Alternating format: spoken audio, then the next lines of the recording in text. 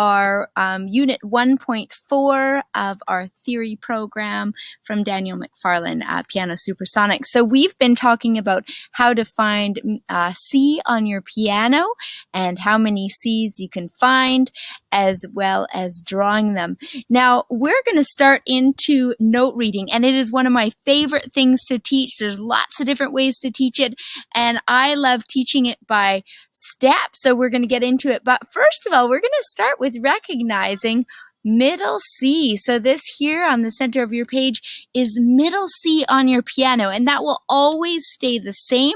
Right now it's written with the treble clef being here, and those are the high notes on your piano, from the middle C of the piano all the way up to the really high squeaky notes at the top right side of your piano. So middle C sits on its own little short line, and it's called a ledger line, and you'll be able to spot these everywhere.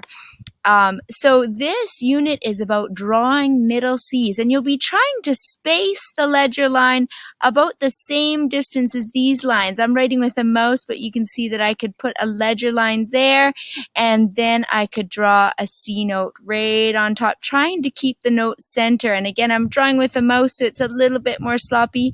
But again, you might be practicing too, and your hand might shake. That's okay. So just work at trying to see what C's are and get those stems in there. And this would be a 1 count note called a quarter note.